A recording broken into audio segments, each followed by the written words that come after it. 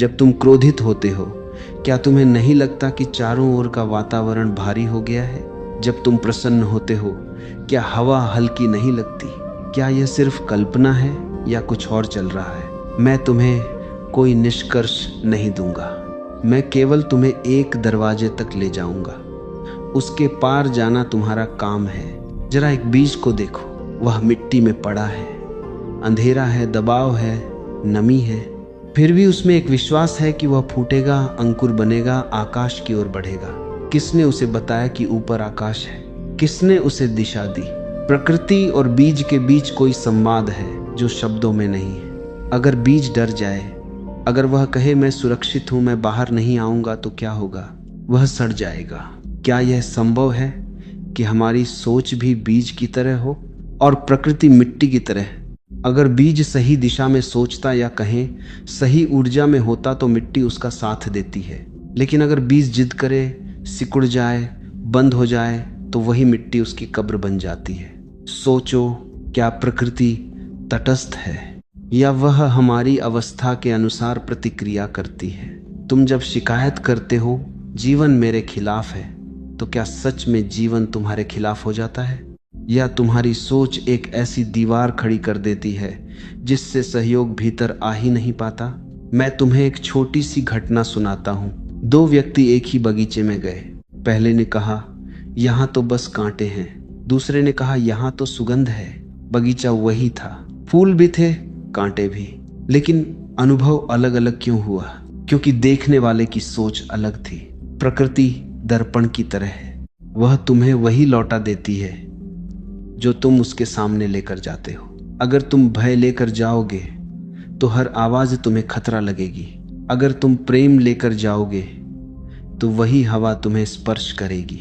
लेकिन हम क्यों या करते हैं? हम सोचते हैं कि प्रकृति को बदलना है। हम मौसम को दोष देते हैं, परिस्थिति को दोष देते हैं, लोगों को दोष देते हैं। कभी यह नहीं देखते कि हमारी सोच कैसी है। यह पहला रहस्य है। शायद प्रकृति तुम्हारे विरुद्ध नहीं है, शायद वह प्रतीक्षा कर रही है कि तुम बदलो। पर सवाल उठता है, कैसे सोचे, किस दिशा में सोचे?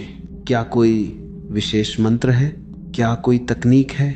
नहीं, अभी नहीं। अभी केवल इतना समझो कि तुम्हारी सोच अकेली नहीं है, वह एक तरंग है। और तरंग कभी अकेली नहीं रहती, वह फैलती है, छूती है, लौटती है। अगर तुम पत्थर फेंकोगे तो पानी में लहरें उठेंगी, अगर तुम फूल डालोगे तो भी लहरें उठेंगी। पानी निष्पक्ष है, लेकिन प्रतिक्रिया अलग होगी। प्रकृति भी शायद वैसी ही है, निष्पक्ष लेकिन उत्तरदायी। आज का ये पहला चरण केवल एक आमंत्रण है अपने भीतर झांकने का, यह देखने का कि तुम्हारी सोच कैसी है, संकुचित या विस्तृत, भयभीत या भरोसे से भरी। क्योंकि संभव है कि प्रकृति तुम्हें सुन रही हो, और संभव है कि वह उसी भाषा में उत्तर दे रही हो जिसमें तुम सोच रहे हो। दरवाजा खुल चुका है, अब भीतर कदम रखना है। दरवाजा खुल चुका है, अब भीतर थोड़ा और गहराई में चलते हैं। तुमने मान लिया या कम से कम संभावना को स्वीकार किया कि प्रकृति शायद सुनती है, लेकिन अब प्रश्न और सूक्ष्म हो जाता है। वह सुनती कैसे है? तुम्हारे शब्दों को, तुम्हारी प्रार्थनाओं को, या तुम्हारी सोच की तरंगों को? ध्यान से देखो। शब्द तो अक्सर झूठ बोलते हैं। हम कहते कुछ हैं, भीतर सोचते कुछ और हैं। हम मुस्कुराते हैं, लेकिन भीतर शिकायत चल रही होती है। अगर प्रकृति सुन रही है तो वह किसे सुनेगी, चेहरे को या चेतना को? यहीं से रहस्य गहराता है। विचार केवल मानसिक क्रिया नहीं है, विचार एक कंपन है। जैसे रेडियो की तरंगें दिखाई नहीं देती, फिर भी वे वाताओं रण में मौजूद रहती हैं, वैसे ही तुम्हारी सोच भी अदृश्य होकर फैलती रहती है। तुमने अनुभव किया होगा, कभी कभी किसी कमरे में प्रवेश करते ही बेचैनी महसूस होती है। किसी ने कुछ कहा नहीं, फिर भी वातावरण भारी है, और कहीं पहुंचते ही मन हल्का हो जाता है, जैसे कोई बोझ उतर गया हो। क्या बदला? हवा वही है, दीवारें वही हैं, फिर यह अंतर कहां से आया? अंतर सोच की ऊर्जा से आया। तुम्हारा मन एक प्रसारण केंद्र है, दिन रात तरंगे भेज रहा है। डर की तरंगे, आशा की तरंगे, ईर्ष्या की तरंगे, प्रेम की तरंगें। और यह मत सोचो कि ये तरंगें केवल तुम्हारे भीतर सीमित रहती हैं। वे फैलती हैं और फिर लौटती भी हैं। याद करो, जब तुम किसी काम को शुरू करने से पहले ही सोच लेते हो यह मुश्किल है, शायद नहीं होगा, तो अजीब तरह की बाधाएं सामने आने लगती हैं। और जब तुम भीतर से आश्वस्त होते हो देखेंगे रास्ता निकलेगा, तो संयोग बदलने लगते हैं। क्या यह संयोग है, या सोच की दिशा बदलते ही जीवन की धारा भी हल्की सी मुड़ जाती है? प्रकृति विरोध नहीं करती, वह उत्तर देती है, लेकिन वह शब्दों को नहीं, तुम्हारी अवस्था को उत्तर देती है। तुम कहते हो मैं खुश रहना चाहता हूं, लेकिन भीतर लगातार तुलना चल रही है। तुम कहते हो मुझे शांति चाहिए, लेकिन भीतर नियंत्रण की जिद है। प्रकृति भ्रमित नहीं होती, वह स्पष्ट देखती है कि तुम्हारी असली सोच क्या है। सोचो, अगर तुम्हारा मन लगातार कमी की भावना में जी रहा है, मेरे पास कम है, मुझे और चाहिए, मैं अधूरा हूं, तो तुम्हारा पूरा अस्तित्व उसी कमी की तरंग में डूबा रहता है, और वही कमी तुम्हारे अनुभवों में प्रकट होने लगती है। यह कोई जादू नहीं है, यह प्रतिध्वनि है। पहाड़ के सामने खड़े होकर अगर तुम चिल्लाओ मैं असफल हूं, तो पहाड़ क्या लौटाएगा? वही शब्द, वही स्वर। अगर तुम कहो मैं तैयार हूं, तो वही लौटेगा। प्रकृति एक विशाल प्रतिध्वनि है, वह जोड़ती नहीं, घटाती नहीं, केवल लौटाती है। इसलिए प्रश्न यह नहीं है कि प्रकृति तुम्हारा साथ देगी या नहीं, प्रश्न यह है कि तुम किस प्रकार की तरंग भेज रहे हो। तुम्हारी सोच संकुचित है तो जीवन भी सिकुड़ जाता है, तुम्हारी सोच विस्तृत है तो अवसर फैलने लगते हैं। लेकिन सावधान, यह केवल सकारात्मक शब्दों का खेल नहीं है, यह भीतर की सच्ची अवस्था की बात है। अगर तुम डरते हुए भी साहस का मुखौटा पहन लो, तो तरंग डर की ही जाएगी। अगर तुम भीतर से आभारी हो, तो बिना बोले भी तरंग कृतज्ञता की जाएगी। प्रकृति शब्दों की नहीं, सत्य की भाषा समझती है, और यहीं से एक नई समझ जन्म लेती है। शायद सोच को बदलना ही प्रकृति से संवाद का पहला वास्तविक कदम है। लेकिन सोच बदलती कैसे है? क्या उसे जबरदस्ती मोड़ा जा सकता है, या उसे समझ के प्रकाश में धीरे धीरे रूपांतरित करना होगा? यही अगला मोड़ है। अब हम देखेंगे, क्या हम प्रकृति से लड़ रहे हैं या उसके साथ बह सकते हैं? अब बात और भीतर जाती है। यदि तरंगें भेजी जा रही हैं, यदि प्रतिध्वनि लौट रही है, तो एक और प्रश्न उठता है, तुम धारा के साथ हो या उसके विरुद्ध? मनुष्य का स्वभाव अजीब है, उसे जीतना है, नियंत्रण करना है, अपनी इच्छा को अंतिम सत्य बना देना है। वह चाहता है कि मौसम उसके अनुसार बदले, लोग उसके अनुसार सोचें, परिस्थितियां उसके अनुसार झुके, और जब ऐसा नहीं होता तो वह घोषणा कर देता है जीवन मेरे खिलाफ है। लेकिन क्या सचमुच जीवन विरोध में खड़ा है, या तुम्हारी जिद ही दीवार बन गई है? जरा नदी को देखो, नदी बहती है, मुड़ती है, चट्टानों से टकराकर रास्ता बदलती है, लेकिन रुकती नहीं। वह यह सिद्ध नहीं करती कि चट्टान गलत है, वह बस दिशा खोज लेती है। और मनुष्य, वह चट्टान से टकराकर कहता है इसे हटना चाहिए था। यहीं से थकान जन्म लेती है। तुम्हारी सोच में एक अदृश्य तनाव है, सब कुछ तुम्हारे अनुकूल हो, यह तनाव ही दूरी बना देता है। जब तुम भीतर से कठोर होते हो तो अस्तित्व भी कठोर प्रतीत होता है। जब तुम लचीले होते हो तो वही परिस्थिति अवसर में बदल जाती है। सोचो, पेड़ आंधी से क्यों बचा जाता है? क्योंकि वह झुक जाता है। अगर वह अकड़ जाए तो जड़ से उखड़ सकता है। लचक कमजोरी नहीं है, वह बुद्धिमत्ता है। तुम्हारी सोच यदि हर घटना को चुनौती मानती है तो तुम निरंतर युद्ध में जियोगे, और जो युद्ध में जीता है वह शांति से दूर हो जाता है। प्रकृति युद्ध भूमि नहीं है, वह नृत्य है। नृत्य में कदम मिलाने पड़ते हैं। अगर तुम अपने ही कदमों पर अड़े रहो तो ताल बिगड़ जाएगी। कभी ध्यान दिया, जब तुम किसी स्थिति को स्वीकार कर लेते हो तो भीतर अचानक हल्कापन आता है, और जब तुम विरोध में अटके रहते हो तो वही स्थिति बोझ बन जाती है। स्वीकार का अर्थ हार नहीं है, यह समझ है कि हर घटना में कोई दिशा छिपी है। तुम्हारी सोच यदि हर परिवर्तन से डरती है तो तुम जड़ हो जाओगे। लेकिन अस्तित्व स्थिर नहीं है, वह निरंतर गतिमान है। जो उसके साथ चलता है वह थकता नहीं, जो रुककर आदेश देता है वह टूटता है। यहाँ एक सूक्ष्म अंतर समझो, समर्पण और पराजय अलग हैं। पराजय में कड़वाहट होती है, समर्पण में शांति। जब तुम कहते हो ठीक है, मैं देखूंगा कि यह परिस्थिति मुझे क्या सिखा रही है, तभी सहयोग की शुरुआत होती है। तुम्हारी सोच जितनी कठोर होगी उतनी दूरी बढ़ेगी, जितनी सहज होगी उतना प्रवाह मिलेगा। प्रश्न यह नहीं कि राह में पत्थर क्यों हैं, प्रश्न यह है कि तुम उन्हें दीवार मानते हो या सीढ़ी। अभी तक तुम तरंगों को समझ रहे थे, अब बहाव को पहचानो।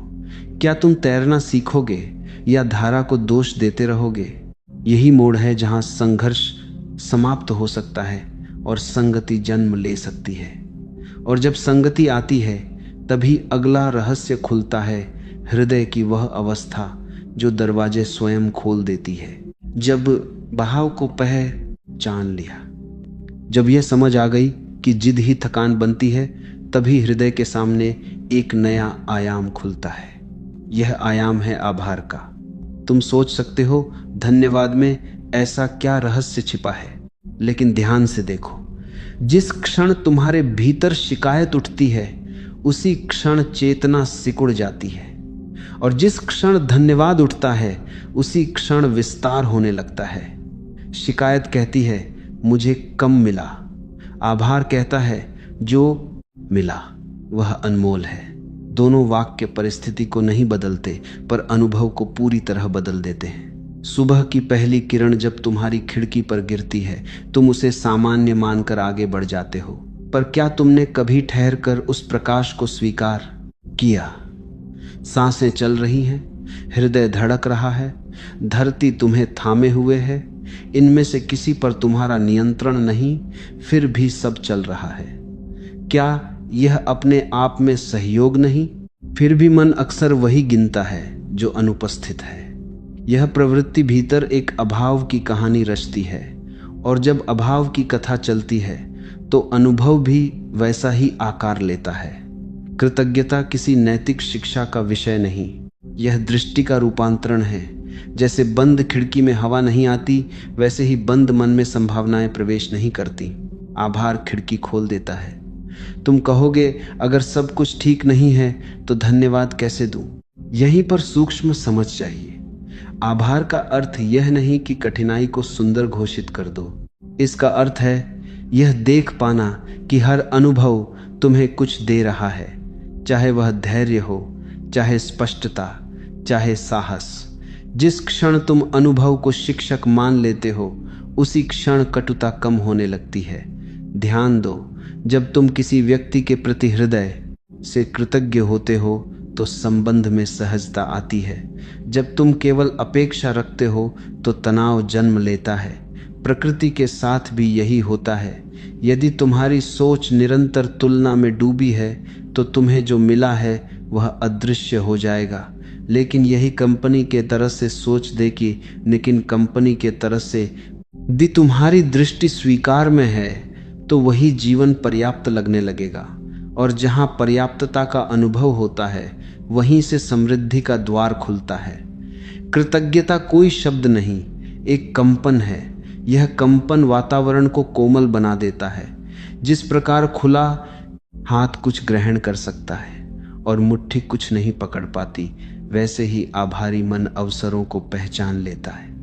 यहां एक प्रयोग करो, रोज कुछ क्षण उन बातों को याद करो जिनके लिए तुम आभारी हो। धीरे धीरे तुम्हें लगेगा कि देखने की दिशा बदल रही है, और जब दिशा बदलती है तो मार्ग भी नया दिखने लगता है।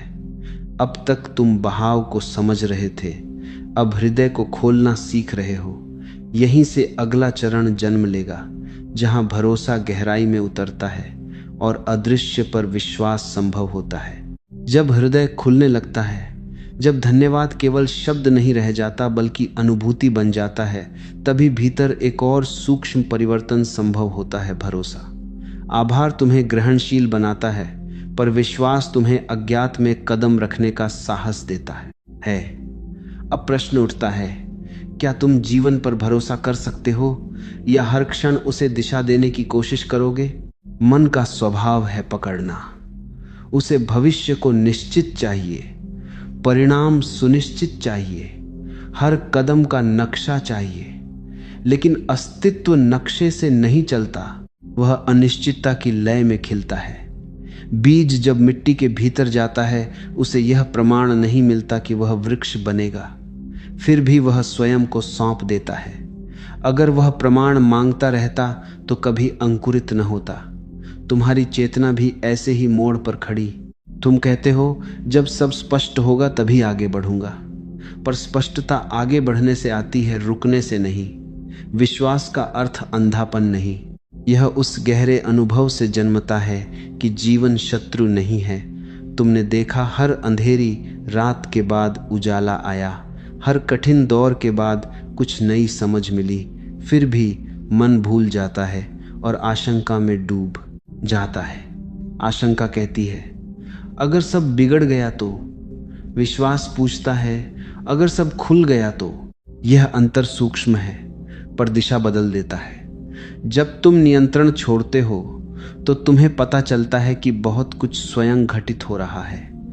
सांस तुम्हारे आदेश से नहीं चलती, हृदय तुम्हारी अनुमति से नहीं धड़कता, फिर भी सब व्यवस्थित है। क्या यह सांस के बाद बात संकेत नहीं कि कोई गहरा संतुलन कार्यरत है? विश्वास उसी संतुलन को स्वीकार करना है। यह जुआ नहीं, यह सहभागिता है। तुम कदम उठाते हो पर परिणाम को पकड़े नहीं रहते। तुम प्रयास करते हो पर परिणाम से अपनी पहचान नहीं बांधते। यहीं से हल्कापन आता है। जो व्यक्ति हर परिणाम से स्वयं को जोड़ लेता है, वह निरंतर भय में रहता है। जो प्रयास को उत्सव बना लेता है, वह सहज हो जाता है। भरोसा तुम्हें यह देखने देता है कि जीवन रेखीय नहीं, तरल है। तुम्हारी सोच यदि निरंतर संशय में है तो अवसर सामने आकर भी छूट जाते हैं। यदि भीतर विश्वास है तो वही अवसर दिशा बन जाते हैं। यह छलांग बाहर नहीं, भीतर लगानी होती है। किसी प्रमाण पत्र की आवश्यकता नहीं, केवल अनुभव की स्मृति पर्याप्त है कि जीवन ने अब तक तुम्हें संभाला है। अब यात्रा अगले आयाम की ओर बढ़ेगी, जहां शब्दों से भी गहरी भाषा प्रकट होती है, जहां विचार शांत होते हैं और अनुभूति बोलती है। जब भरोसा भीतर उतर जाता है, जब नियंत्रण की पकड़ ढीली पड़ने लगती है, तभी एक और परत खुलती है मौन की। अब तक तुम सोच को देख रहे थे, दृष्टि को बदल रहे थे, हृदय को खोल रहे थे, अज्ञात में कदम रख रहे थे, पर अभी भी एक सूक्ष्म गतिविधि चल रही है, विचारों की निरंतर धारा।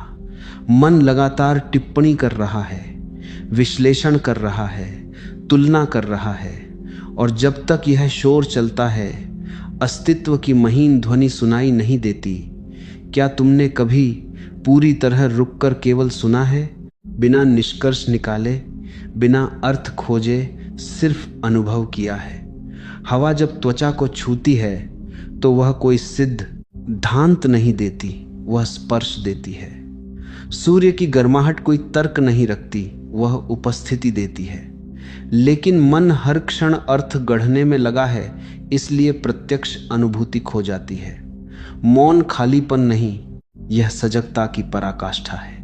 जब भीतर की भीड़ छंटती है, तब सूक्ष्म संकेत स्पष्ट होने लगते हैं। तुम्हें लगेगा जैसे जीवन पहले से अधिक जीवित है। रंग गहरे हो जाते हैं, ध्वनियां कोमल हो जाती हैं, क्षण विस्तृत हो जाता है। यह कोई चमत्कार नहीं, यह अवरोध हटने का परिणाम है। विचार उपयोगी हैं, पर निरंतरता में वे पर्दा बन जाते हैं। जैसे जल स्थिर हो तो आकाश प्रतिबिंबित होता है, वैसे ही चेतना शांत हो तो व्यापकता प्रकट होती है। तुम्हें कुछ करना नहीं, केवल देखना है कि मन कैसे चलता है। देखते देखते गति मंद पड़ने लगती है, और जैसे ही अंतराल आता है, एक नई गुणवत्ता जन्म लेती है, साक्षी भाव। इस अवस्था में तुम परिस्थिति के केंद्र में होते हुए भी उससे बंधे नहीं रहते। तुम प्रतिक्रिया नहीं, उत्तर बन जाते हो। यहीं से प्रकृति के साथ गहरा तादात्म्य संभव होता है, क्योंकि अब तुम्हारी उपस्थिति स्पष्ट है, बिना विक्षेप के। जब भीतर शांति उतरती है, तभी बाहरी लय समझ में आती है। अब यात्रा अंतिम मोड़ की ओर बढ़ेगी, जहां यह सब बिखरा हुआ नहीं रहेगा, बल्कि एक समग्र अनुभूति में ढल जाएगा, और तुम्हें स्पष्ट दिखेगा कि किस प्रकार की दृष्टि जीवन को सहयोगी बना देती है। अब यात्रा अपने शिखर पर है। तुमने तरंगों को समझा, जिद को ढीला किया, हृदय को खोला, अदृश्य पर भरोसा रखा, शोर से परे शांत उपस्थिति को छुआ। इन सब के बाद प्रश्न यह नहीं बचता कि प्रकृति तुम्हारा साथ देगी या नहीं। प्रश्न यह है कि क्या तुम उस लय के अनुरूप हो गए हो जो पहले से प्रवाहित है। अस्तित्व को मनाने की आवश्यकता नहीं, उसे समझने की आवश्यकता है। जब भीतर स्पष्टता आती है तो बाहर की परिस्थितियां शत्रु नहीं लगती, वे संकेत बन जाती हैं। हर घ टना दिशा देने लगती है। अब तुम प्रतिक्रियाशील नहीं, सजग सहभागी हो। तुम्हारी दृष्टि में कमी नहीं, संभावना दिखाई देती है। तुम परिणाम से चिपके नहीं, प्रक्रिया में रमे होते हो। यही वह बिंदु है जहां सहयोग स्वतः प्रकट होता है। सोच अब आग्रह नहीं करती, वह जागरूक रहती है। हृदय अब अपेक्षा नहीं करता, वह उपलब्ध होता है। चेतना अब भय में सिकुड़ती नहीं, वह विस्तार में रहती है। और जब यह सब एक साथ घटित होता है तो जीवन के साथ संबंध बदल जाता है। तुम पाते हो कि घटनाएं तुम्हारे विरुद्ध नहीं थीं, तुम्हारी व्याख्याएं उलझी हुई थीं। जैसे ही दृष्टि स्वच्छ हुई, रास्ते स्पष्ट हो गए। अब कोई विशेष सूत्र नहीं बचता। सहजता ही मार्ग है, जागरूकता ही दिशा है, विश्वास ही आधार है, शांति ही शक्ति है। इस अवस्था में तुम कुछ मांगते नहीं, तुम उपस्थित रहते हो, और उपस्थिति में ही वह सामंजस्य जन्म लेता है जिसे लोग सहयोग कहते हैं। तब समझ आता है कि प्रकृति बाहर खड़ी कोई सत्ता नहीं, वह तुम्हारी ही विस्तारित चेतना है। जब तुम भीतर संतुलित होते हो तो बाहर भी संतुलन दिखता है। जब तुम भीतर उजले होते हो तो बाहर भी प्रकाश अनुभव होता है। यह कोई सिद्धांत नहीं, यह अनुभव की परिणति है। अब तुम्हारे पास चुनने की स्वतंत्रता है, पुरानी धारणाओं में लौट जाना या इस नई दृष्टि के साथ जीना। यदि तुम सजग रहोगे तो हर दिन एक संवाद बनेगा, यदि तुम सोए रहोगे तो वही चक्र दोहराएगा। दरवाजा पूरी तरह खुल चुका है, कदम तुम्हें ही उठाना है।